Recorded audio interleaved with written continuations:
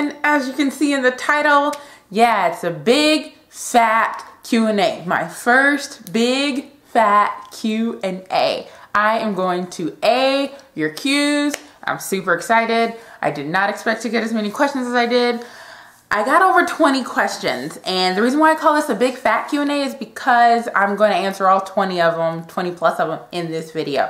So go get some popcorn, some soda, you know, a smoothie, your juice, whatever you want to get, because this is going to be a long one, or at least I anticipate it being long, because yeah.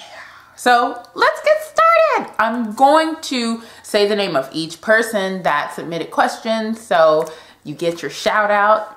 So yay for that. Question number 1 comes from Hans Alexander, and it says, if you had to save one book, one series of book, and one trilogy, which would you choose? I started with the wrong question. This is hard already. Okay, one book. Aristotle and Dante Discover the Secrets of the Universe by Benjamin Alire Sainz.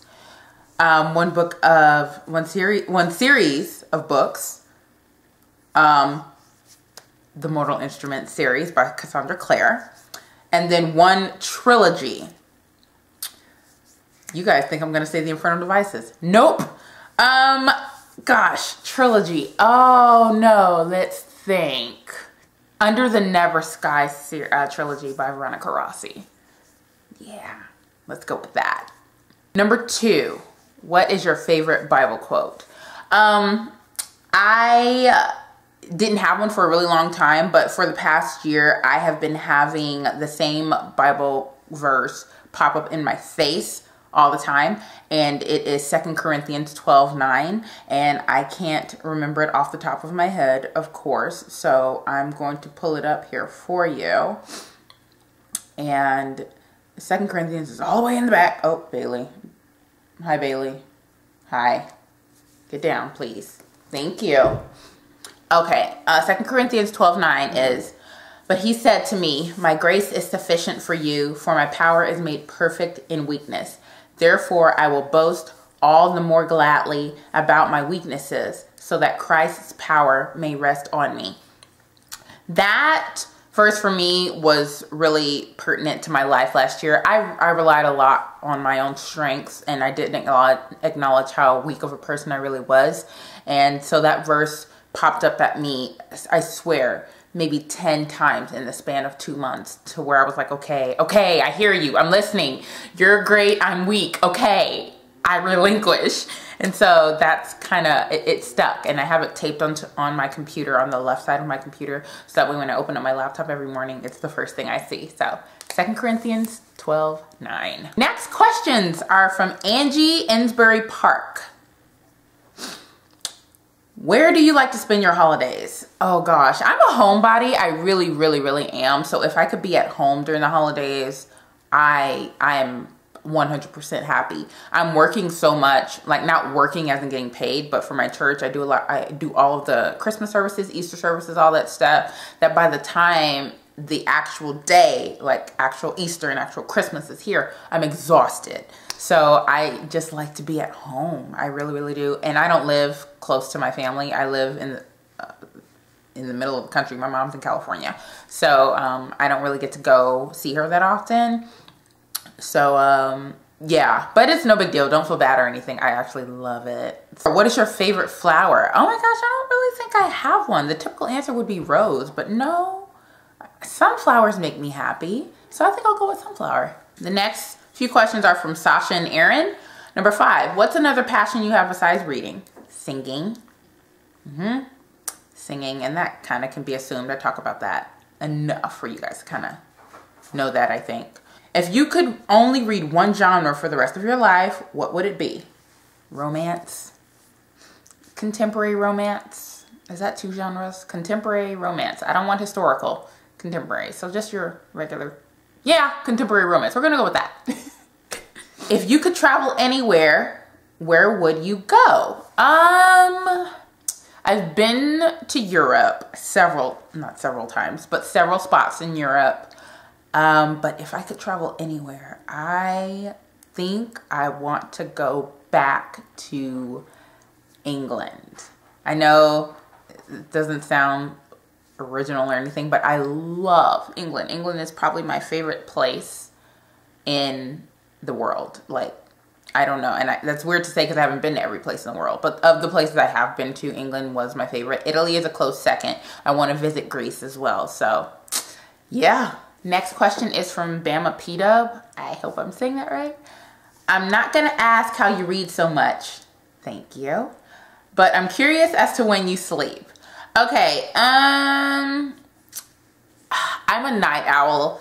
I wake up every morning at 5:30 and I probably don't go to bed until like midnight, half past midnight.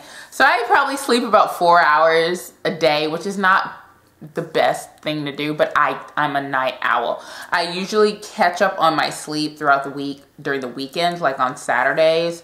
If I go to bed at like 1 in the morning, I don't like fully wake up and get up and function until about 11 that morning. I do get, I am busy sometimes on Saturdays, so I make up for it at least one day throughout the week. But I'm not your traditional sleeper. I can't do it. So that's probably why I can read so much. I sleep very little. Next question is from Alice Burnette. How many hours do you read a book, and how do you read so fast? It depends. I never really open a book and open it and say, okay, I'm going to read for the next such and such hours. I don't ever tell myself how long I'm going to read ever. The only time I do that is when I'm like on my lunch break at work and it's an hour lunch break. So I say, okay, I'm going to read for 45 minutes, something like that. I've been reading since I was little, and the more you read, the speedier you typically get. I think for me, I have learned what I typically do is I like to, before I read a book, I like to look at the font of a book. I open it and kind of glance through the font. Okay, am I going to be getting a lot of dialogue? Am I going to be getting a lot of exposition and just text? Like, the format of a book really determines how fast or how slow I can read. I don't know. I can just read and then comprehend. And if I can't comprehend, then I go back and read it. Like, I don't know how to explain how I read so fast, but it really does have to do with the formatting of the book. Hope that helps. Next question is from Merissa Childress. Did you go to school for writing? Is it something you would suggest new writers do? No, I did not go to school for writing. I did not even touch an English class in college until I needed to for like my GEs, my general education courses. And then, is it something you would suggest new writers do? No, I don't suggest new writers go to school for writing or English. Me personally, I'm a firm believer in not letting your hobby become something you hate doing. And that's why I didn't go to school for singing or go to school for writing, because I knew that if I did, I would start to hate it. That's not the case for everybody. You don't need to go to school for writing to be a writer. Several authors went to school for something totally different than what they ended up doing. And for some authors, writing is their side gig and it's not their full-time job. Like, I know several people who are teachers or accountants or, doing other things, but write on the side. And there are some people that are full-time, but a lot of them didn't go to school for writing. And I'm not saying that that's the thing to do. Don't go to school for writing, but don't feel like you need to. Put it that way. You can always take elective courses. You can always just take courses after you graduate. You can just join a writing club or write for your newspaper or something that involves writing and keeping that skill healthy and developed, but you don't have to go to school. Woo, that was a long answer. Really long. Next question from Delila reviews Things and Stuff. Hey girl, I know you. Okay, how do you keep up with everything? You travel, blog, make YouTube videos, you write, and you read, and you are a cat mommy. Hi you, I'm your mama. I have trouble keeping up with my blog, and are you super duper organized? The answer to that question, how do I keep up with everything?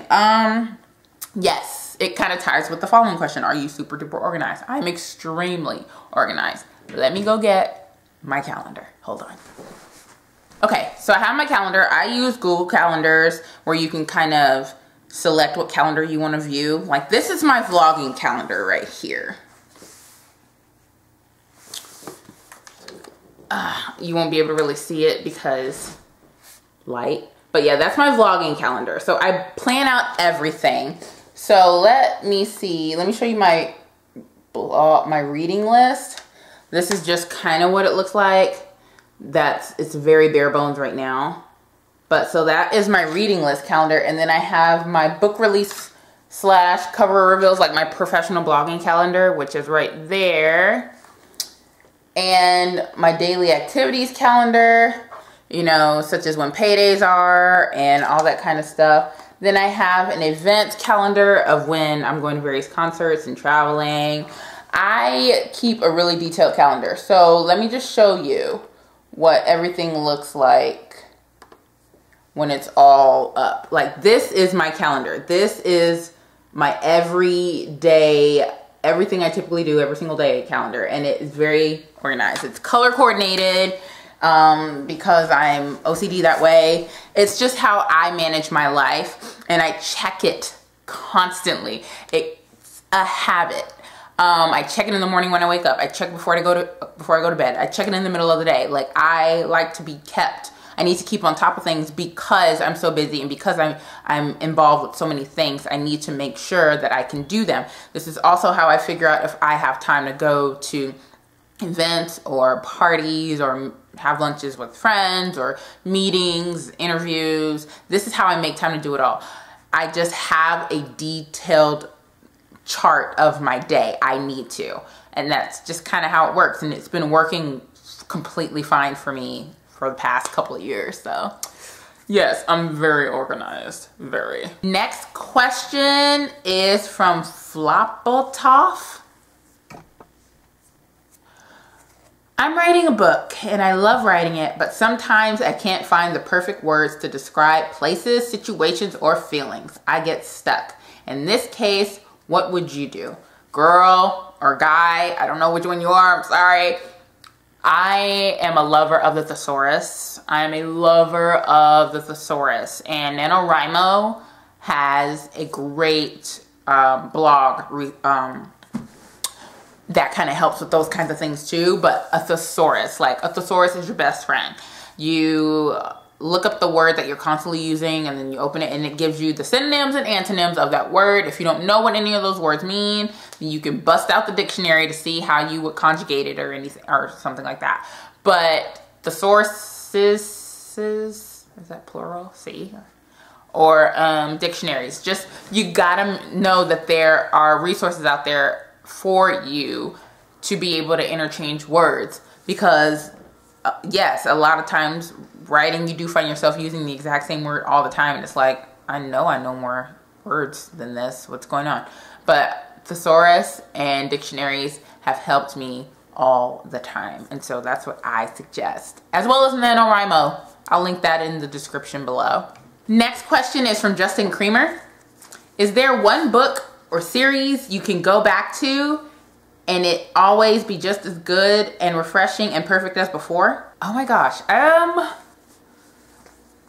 Probably the Mortal Instruments series. I've read that like 3 times already, and I fall in love with it each time I read it.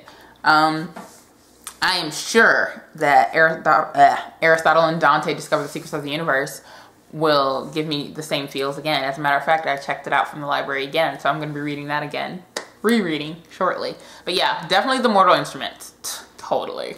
Next question is from Maite M. I'm sorry. How many books do you own? I have no idea. I have no idea. I had a lot of books when I moved out here from Los Angeles, but a lot of those didn't come with me. They're still at my mom's house, and I have boxes full of books over there and a bunch on my floor in my room.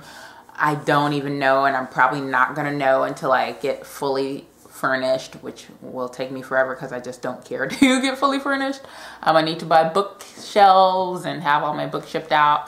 I'm gonna say between 150 to 200 books. That's what I'm gonna say, but I'm not sure. Don't quote me on that. All right, we got a few questions from Berny Macceus. All right, any interesting facts about yourself, such as your favorite food, activity, type of music, sport? Favorite food is Mexican food. There's no one specific thing, but I love tacos. I love tacos. I love tacos, especially street tacos, like from like taco trucks and street vendors or food carts or food trucks. Oh, so good, so good. Activity, singing. Type of music, I'm eclectic. I like any and everything, but I mostly lean towards indie, rock. I like a lot of pop music. I love a lot of contemporary Christian. Alternative is a big one for me. Yeah, like Green Day. Oh, give me Green Day all the time. I love Green Day, like obsessively love Green Day. Backstreet Boys will always be my weakness, so I'm all over the place. I really am. Favorite sport? I used to play volleyball when I was younger. I used to run track when I was younger. Didn't really love doing either one of those, but my favorite sport to watch is football. As in American football, not soccer or European football. Go Denver Broncos. I find it hard to express myself in writing. English is my second language, which makes it even more difficult. Do you have any tips that could help me improve my writing skills? Well, it's the same thing I suggested already. Thesaurus, dictionary. Improving your writing skills is really, for me, it's writing every single day. Constantly writing and reading. When you read, you start to learn how sentences flow together more. You learn about punctuation. You learn about how to use quotations, commas, semicolons, stuff like that. You also just kind of learn how to create better dialogue and everything. You learn those things through experience and through time and through constantly exposing yourself to them. It's kind of like it's like immersion. It's like language immersion. Like when I go to Italy, like I can't study Italian here and then go to Italy and expect to just know it full off. No, I have to immerse myself in the culture and learn it. And I'm using Italy is because I took Italian in college.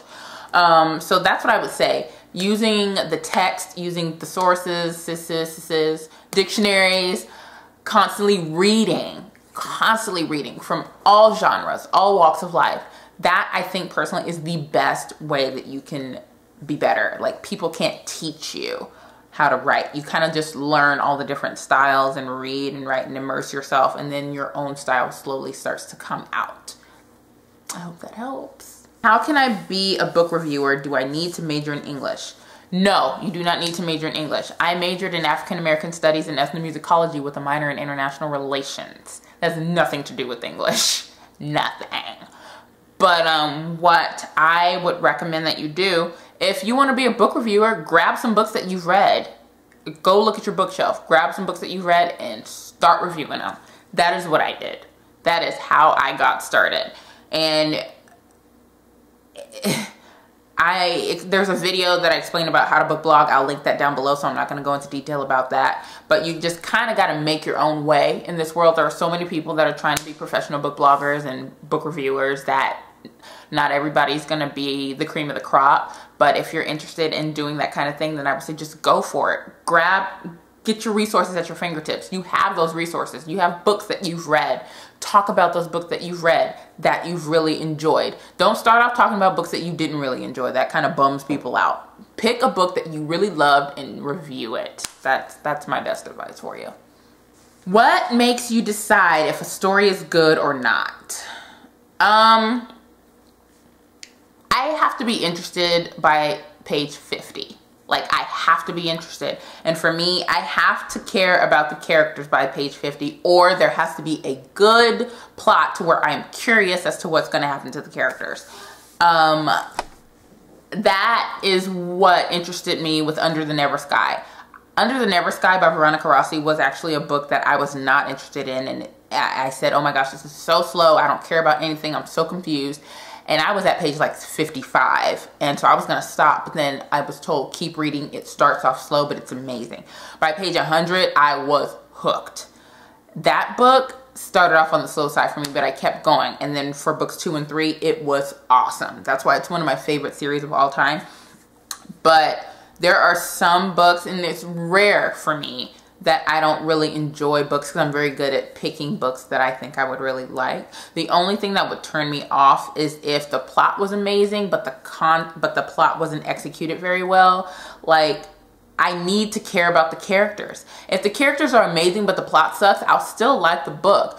I am such a personal person. I am invested in character development. If you read my reviews, I'm constantly talking about the development of characters. I don't give a shit about world building, really, unless that's what your book is centered on, like Divergent and the Legend trilogy. Those are world books. Now, while the characters are great, the world needs to be just as great, if not better. But a lot of the books I read, it's all character driven. And so I need to be invested emotionally in these characters. And that's what determines for me whether it's a good book or a bad book. Some of my favorite novels, as you guys know, Aristotle and Dante, The Sea of Tranquility, City of Glass by Cassandra Clare, City of Heavenly Fire by Cassandra Clare. The whole Percy Jackson series is good. Harry Potter is good too, but it's not my favorite. Don't hate me. Don't hate me. I love Harry Potter, but Percy Jackson for me is better. For me. Anne of Green Gables is fantastic literature. Like, if you have not read the Anne of Green Gables trilogy by Ellen Montgomery, do it. Oh, it's my favorite. It's my favorite. I love it. I love it. Yeah, those are books that I love. I've always loved. So yeah. Did you always love reading? Yes and no. Yes and no. I've always had books. I've always been surrounded by books. My mom constantly bought me books when I was little. But when I got to school, especially in high school and college, I stopped reading because I read so many academic books that I started to hate reading. Like, even the fiction books that I read in college that I was assigned, I didn't really care about them. I was like, I hate these. This is anything associated to academia. It just turned me off to just reading for pleasure because I read so much. But I've constantly been exposed to reading all my life. So I only enjoy reading when it's pleasurable. I don't like to be assigned books for academic purposes. Once you give me something for academic purposes and you expect me to learn something, you want me to come back with a 10-page paper explaining what I got from the book, nah. Because then you suck the joy out of it for me. It's weird. All right, next question. Oh, you have great communication skills. Can you give some tips on public speaking, overcoming shyness, and being self-conscious about appearance? Oh my gosh. Yay! I have a couple videos on that, which I will link down below, but my communication skills suck. So I thank you for saying that they're good, because I don't think they are at all. I stumble and mutter and and all the time. But thanks for not noticing that, or if you notice, thanks for not saying anything. Public speaking. This is not public speaking for me. I'm talking to a camera, and you guys are going to see what I say to said camera. But I am talking to you with the intention of talking to you. But overcoming shyness. Oh, gosh. I was asked to give my testimony at my church 2 years ago, and I did it, but it was a horrible experience for me, because when I am uncomfortable, when I'm nervous, I get emotional. And when I get emotional, I cry. So I was crying during my testimony. I was like, and then he said, when I moved, that was me. That was me. And so I don't enjoy public speaking at all. So that didn't help you at all. I'm pretty sure that freaks you out even more. Don't cry during public speaking is tip number 1. But I did it. I think overcoming shyness and being comfortable with public speaking, you just have to do it. The more you do it, the more comfortable you are. I teach kindergarten through 5th graders at my church, and it's fun to teach them. Like, I don't get nervous around them, but when it's my peers, like people my age and older, nervous. But I just keep doing it. I do it anyway because I know I'm good, and I know I have something to say. And that's what I think my advice is to you. Know you have something to say. you're so busy being passionate about what you have to say that the shyness kind of goes away, and you don't even really realize there's anyone in the room anymore because you're so passionate about what you're saying. I hope that helps. But yeah, bottom line, just do it. Like Nike, baby, just do it. Let's see, self-conscious and overcoming appearance. I did a video on this, like I said, so I'll link it down below. But in terms of overcoming self-consciousness, I never did because I never cared. I don't care what people think of me. As you can tell, I shaved half of my head. I have my nose pierced here. I'm constantly wearing like big hoop earrings. You know, there are a lot of times my nails are painted outrageous colors. Not right now. I don't have any makeup on, really. No, any foundation rather. I have, you know, bold eye makeup on a lot of the times, bold lips. I have tattoos. You know, I'm a person that, because I made this lifestyle decision, I'm going to be stared at. And so if I was going to make a decision like that, then I had to be comfortable with being stared at, and I was. I think you just kind of have to accept the fact that every day of your life, somebody is going to be judging you. Every day of your life, you're going to disappoint somebody. I'm not being negative. I'm just being realistic.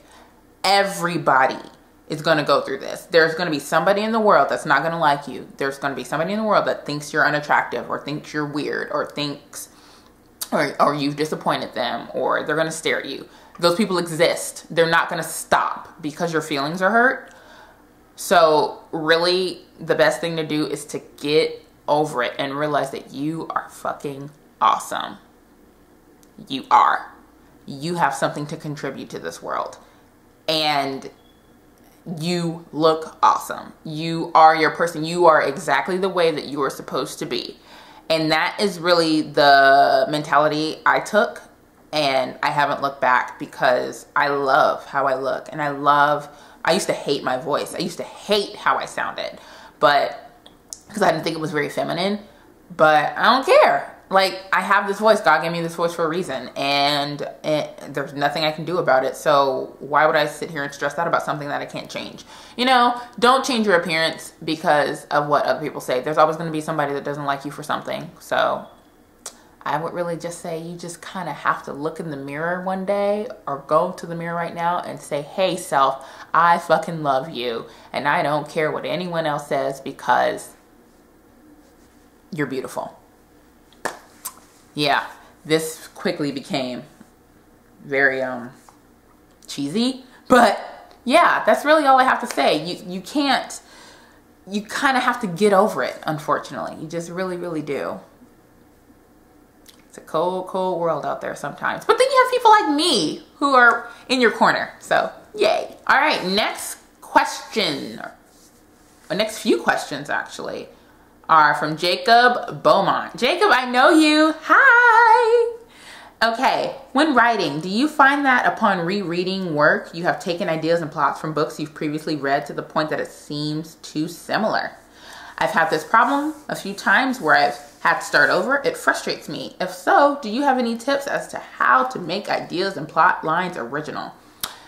No, I've never had that issue ever. And I'm so serious. I'm not being sarcastic. But it's not uncommon. I mean, people read so many books, you're bound to have an idea that somebody else had, you know. But I think the key is making it different. And I don't mean just changing names, changing setting. I mean changing the concept. Like Divergent and Legend.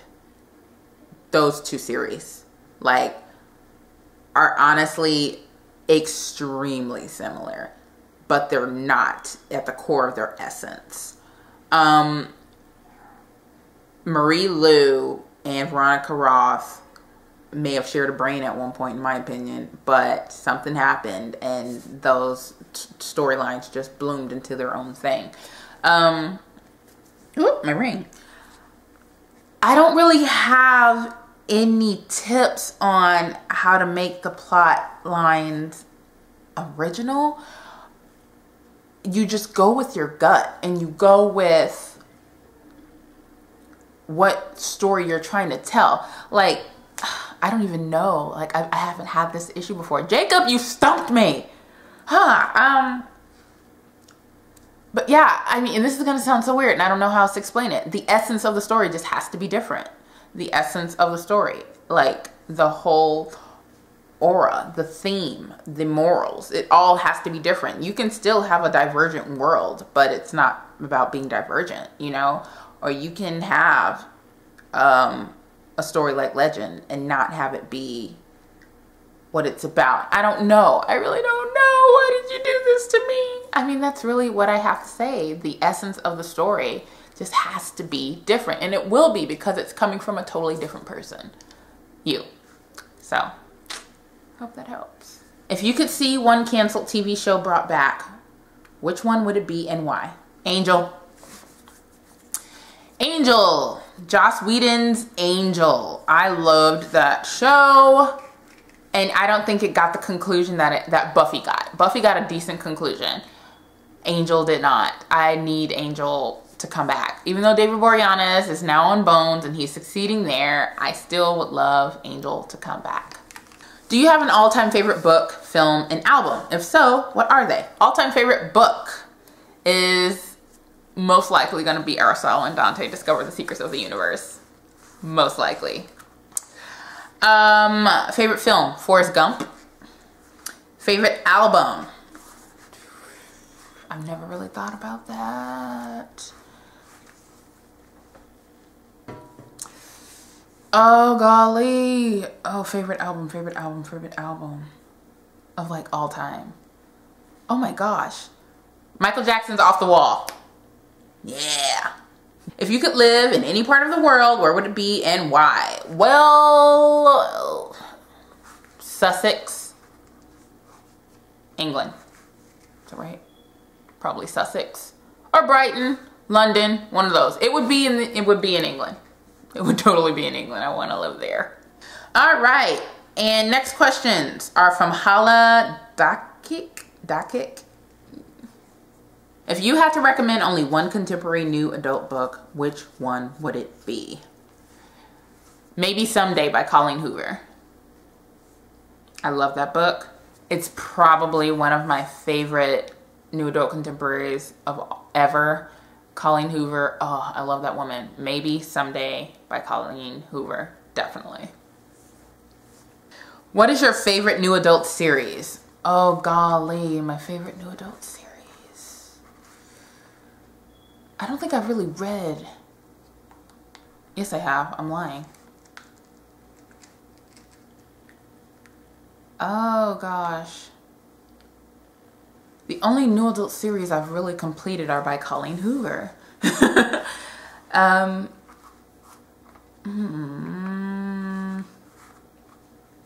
Oh, gosh. I'm gonna say the Wait For You series by Jennifer L. Armentrout. I'll say that, yeah. I haven't finished that series, one, because it's not done yet, but so far, it's awesome. Wait, this is not new adult. Darn it, it's not new adult, but I was gonna say the Black Dagger Brotherhood series by J.R. Ward. That's not new adult. It's like plain old romance, paranormal, but it's amazing. And I'm only on book 3. There's like 10, 12 books in it, but it's amazing. It's about vampires, like real vampires, not the wimpy Twilight ones. All right, last question. Woo! Have you read the Vampire Academy series? If yes, what do you think about it? If not, you should run to the bookstore and grab the first book. All right, yeah, sort of. I've read the Vampire Academy series. I've read the first book. That's all I've read is the first one. I have all of them though. I will get to them eventually. Yes, the first book was amazing. It was amazing. You are correct. I will get to it at some point. I totally forgot about it, to be completely honest. It was on my schedule to read like a year ago, but I never really got to it. So I probably should do that. So yeah. Wow, you guys, we did it. Ah! Yay! My first big fat Q&A where I ate your Q's. That was fun. That was a lot of fun. I hope this was helpful. I hope it was fun to watch. I really do. I know this is going to be a bitch of a video to edit, but it will be fun to do. Thanks so much, you guys, for submitting questions. I'm going to be honest. I didn't expect to get as many questions as I did, and that's not me just saying that. Like, I did not expect to get over 20 questions. I thought I was gonna have to split the video and do 10 and 10 or something like that. But you guys came through. You guys are awesome, and I really hope this helps.